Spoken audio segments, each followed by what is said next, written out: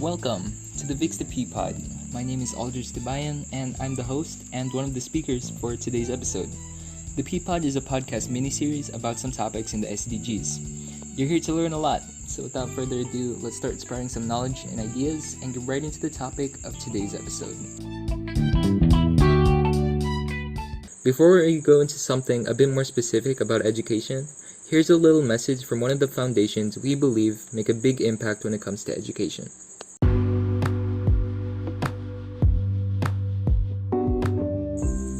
The Yellow Boat of Hope Foundation is an organization strengthened by the collective efforts of individual volunteers, non-government organizations, and their generous partners and sponsors. Help them continue delivering help where it's most needed. Make a one-time or regular monthly donation by clicking on the donate button on their website to support any of their ongoing projects. There's the Yellow Boat Project, Yellow Boat Adventure, Yellow Dorm of Hope, Yellow School of Hope, Adopt a Fisherman, and Yellow Bridge of Hope. You can also be part of their dynamic team of changemakers by volunteering your time in their communities and sharing your God-given creativity to make a difference. Whatever it is that you love doing and are passionate about, they definitely have a place where you can serve. Click on the volunteer button and let them hear from you.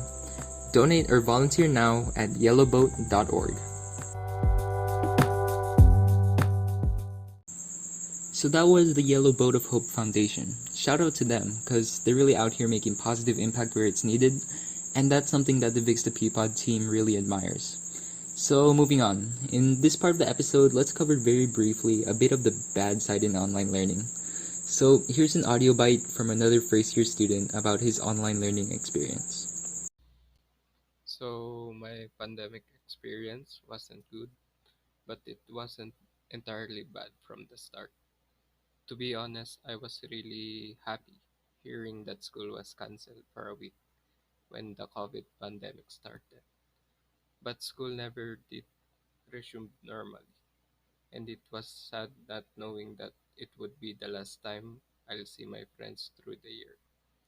It was really stressful to study alone as I get real bored real quick.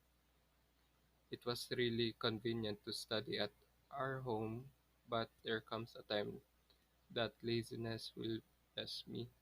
So I spend half of the sem doing nothing and half of it rushing it. So that was an audio bite that kind of focused on the bad side of things. Personally, I've had to face my own challenges too. Got a lot of responsibility on my hands. The modules are kind of stacked up against time, and even other personal stuff too, like losing my dog recently, which kind of sucked. Just kind of had to sneak in that although things have been overall going well with online learning, albeit with some improvements that can be made, we can't deny that for some, it's just been harder on them. We've also got to look into other factors outside of school. So here's another little audio bite about how another student has developed new routines. Ever since the pandemic started, I haven't had a chance to do all of my usual activities. Since we are obliged to confine ourselves inside our respective houses, during those times, I think of ways on how to make myself productive and sane. One of these is by exploring and improving my hobbies. Currently, the range of music that I listen to and the series that I watch has widened since I was able to discover several genres and artists. Another is by improving my bond or connection with my family and friends. Whenever we are free, my friends and I are contacting each other by having online calls so that we can give updates on each other's lives. Also, our family tries to gather and attend virtual masses every Sunday. Moving on, another thing that I do during the pandemic is giving time for myself.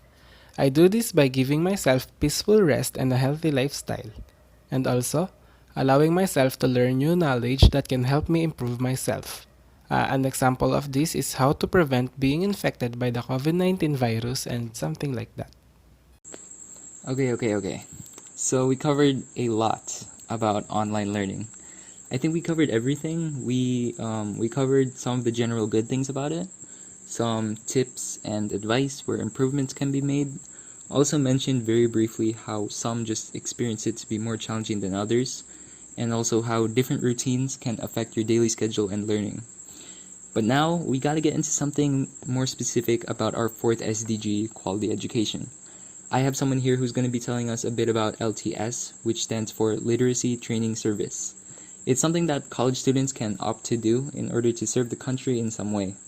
Some choose to do community projects, others get involved in some minor military exercises, and others, like our next speaker, chose to do LTS and be involved in education.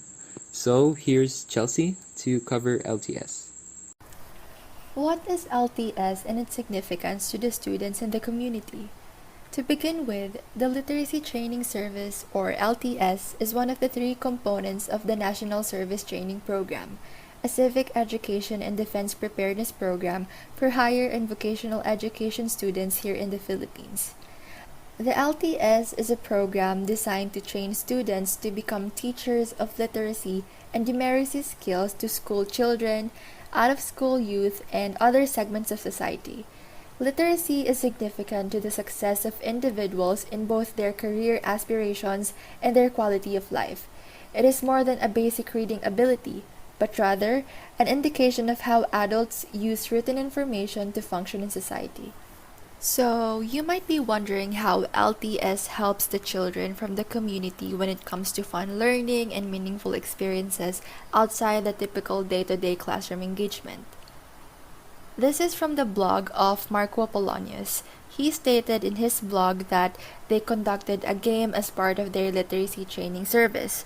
The game is called Open the Basket. It is a game wherein the participants need to enter the human basket by the time their leader cues them. He said that every child wanted to win the game because of the prize that was allotted to them. Also, he stated that they gave them some educational flashcards for addition, subtraction, multiplication, and division. Hence, this experience shows how LTS helps children from the community to have some fun and learn new things. After the training service of Marco Apollonius, he shared that he cannot forget the first time they had their first immersion in the barangay. I learned that we don't have the same disposition in life. We are all people who ask so many questions about our life, said Apollonius. He stated that NSTP provided some values and points of view in his life, the value of giving, friendship, and love. With that, I can say LTS helps deepen the perspective of students regarding life, most especially De La Salle Lipa's core values. The values Apollonius obtained can be related to our school's core values, such as faith, service, and communion. This is for the reason that he learned many things about his experience. He was able to reflect and apply his learnings in his life. He said that he found himself as a better person, who is helping others without expecting anything in return. He made his experience an inspiration to give empathy and care for other people. Since we are in a pandemic right now, it's hard to conduct community service like this. However, there are still some things that could be done in order to give a great LTS experience to the community, considering the situation that we are in today.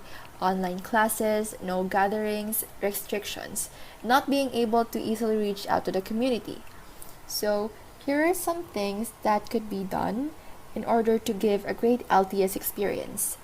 First, coordinate with the community if the students can provide a printed reading material that includes interactive stories with puzzles and or activities where the students will be able to learn more about life and religious teachings and at the same time enjoy such activities. Another way is through conducting online learning activities through Google Meets, since it is a platform used by teachers to conduct online classes for the students in the community. With this, the actual literacy training service conducted in the community during the past school years can be implemented just with a different platform considering the situation in our country right now. To sum it up, literacy training service has been a big part of De La Salle Lipa's mission of teaching minds, touching hearts, and transforming lives. We may be in a tough situation right now, but we believe that if we have the will and it is for a good cause, there will always be a way to reach out and continue with our LTS program. This program does not only provide learning and fun experiences for children in the community, but also for us students. With prayers, taking action, cooperation, and teamwork, there would always be a way to reach out and help each other. Chelsea did a great job with that. Thanks, Chelsea. I don't even need to recap anything. She covered everything amazingly. So, just before I close out the episode, I just kind of wanted to mention the importance of keeping your brain fresh, if that makes sense. I mean, like, it's important to challenge your brain every now and then to keep your thinking skills in tip-top shape. So, every episode we have an activity for the audience to do that we give at the end. So, for this episode, we kind of compiled some worksheets that cover different age groups. From young kids to high school, we got some worksheets for you guys to do. And then, if you're college or older, maybe take the time to teach someone younger, like tutoring or just general homework help. I know worksheets can be kind of boring, but it's good for your brain. You know, it trains your brain cells to be nice and strong. Give them a try.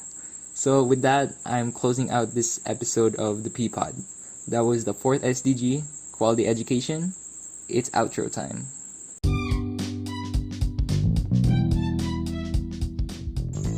You've just tuned in to the Vix the P-Pod, the mini podcast series run by young people.